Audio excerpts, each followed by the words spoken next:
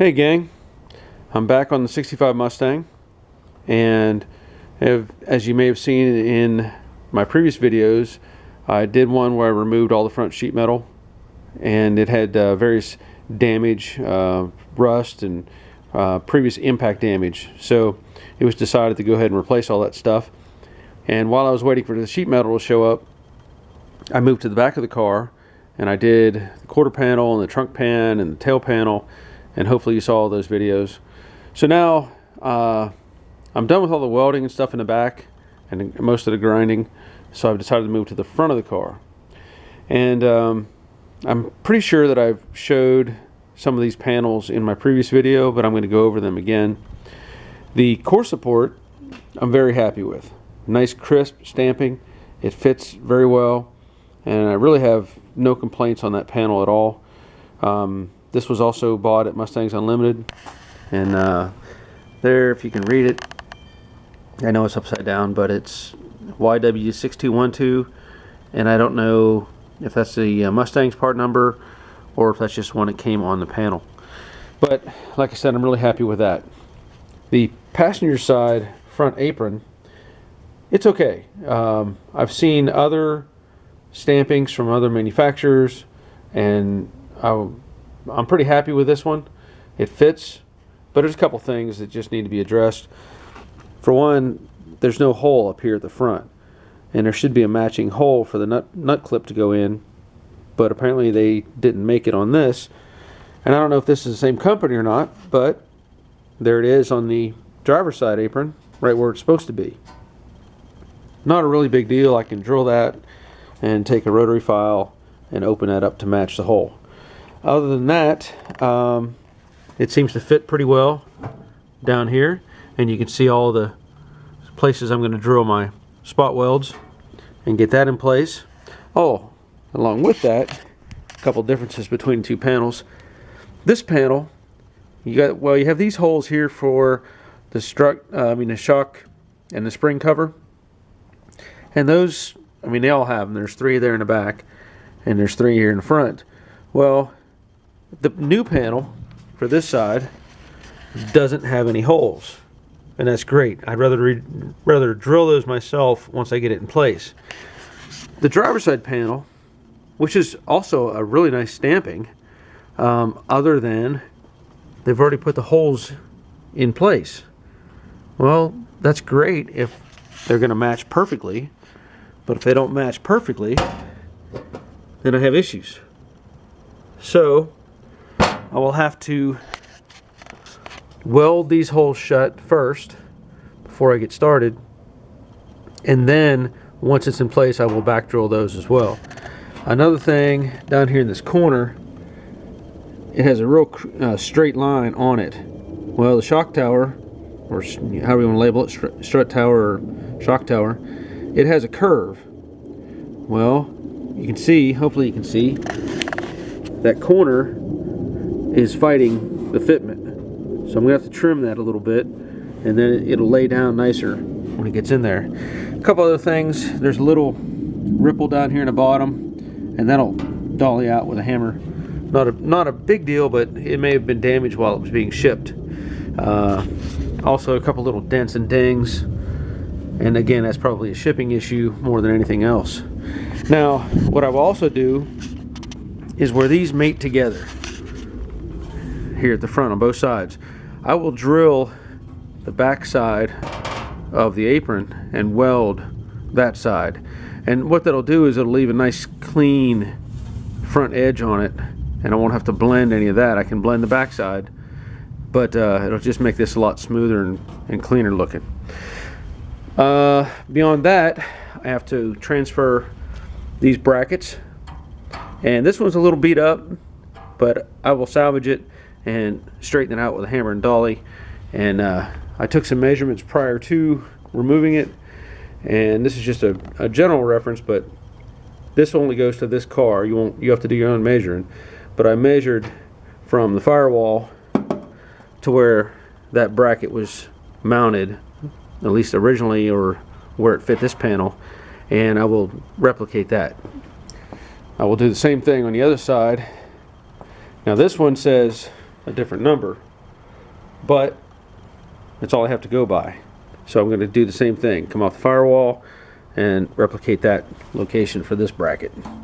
So as I make progress, I will show you that, and hopefully I can get this together pretty soon.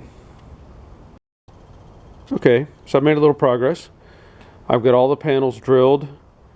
I've got them treated with my weld through primer, which is that copper stuff I've been using.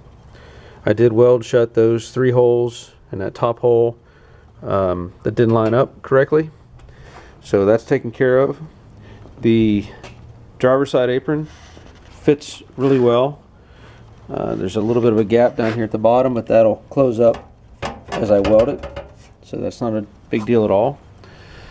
The core support fits pretty well. There's no gap, which is what you want. And the passenger side, it fits okay. It'll take a little more massaging. There's a bit of a gap down at the bottom, but I can push it in and weld that in place. So beyond that, there's a little bit of an issue right here. Now, I don't know if the core support could have had a little more metal or what's going on exactly, but this I can't change. This leg of the apron bottoms out obviously in the core support. The core support cannot go up or down based on how it fits into this front box area. So my fix is going to be probably drilling a couple holes here and welding through the core support into the apron and then trimming off that piece. It's a minor fix, but something I'll need to do.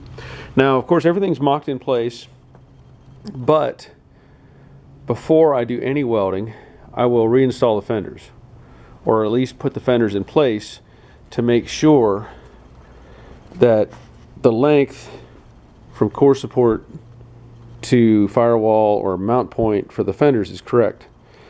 Because once you're welded, you're done. So I want to make sure that the fender is going to fit properly. And there's a little bit of adjustment I can make. I can move this apron forward and aft a little bit, and that'll change the core support. Same thing on the other side. And just give me a chance to make sure everything's square and everything will line up when it comes time to do assembly.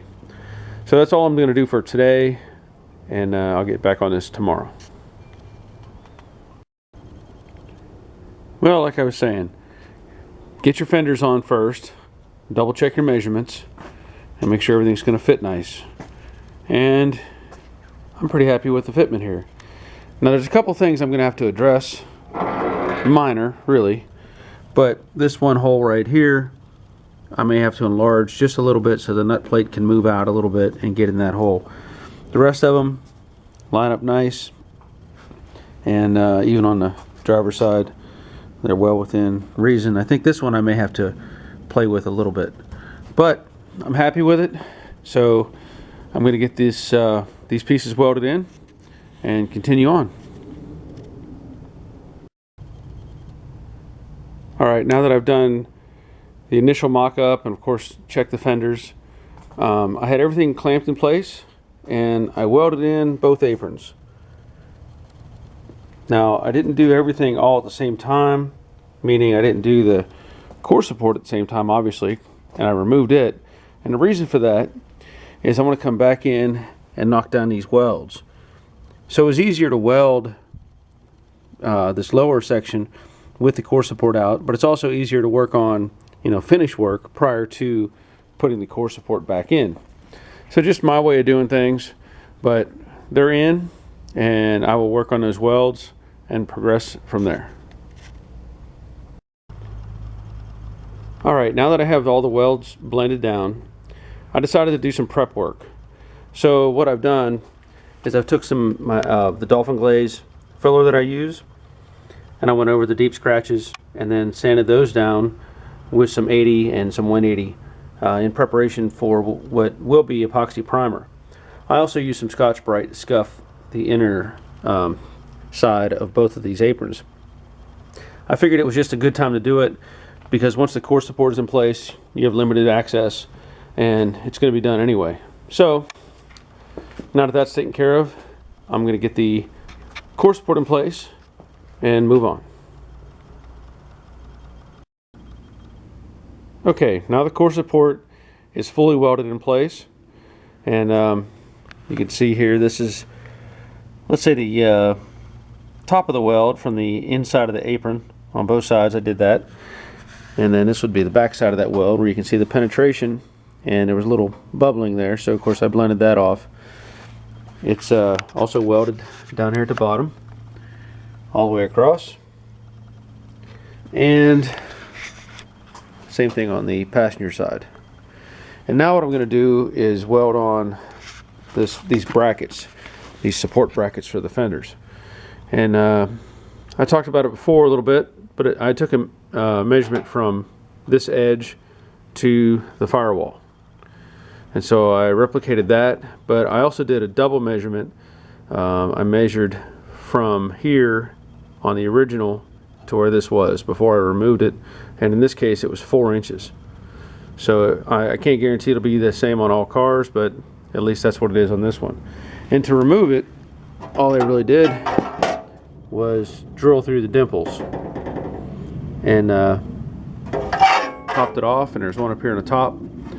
And so I'll get that in place, and I will weld it on the other side, and that'll take care of really all the major welding for this car. Other than that, I did drill the holes for the cover here, so those are all in place on both sides. And while I'm thinking about it, there was an oddity with this car that the owner pointed out to me, and there was up here on the cowl, there were actually pop rivets holding this together. Now I don't know if in the past the spot weld broke and somebody just decided that a pop rivet would work, but you know, he asked me to take care of that, so I did, and those are welded up as well. So I think that'll take care of this video, and I guess the next step will be for me to start doing body work and try to get this thing ready for some primer. So that's it for now, and thanks for watching.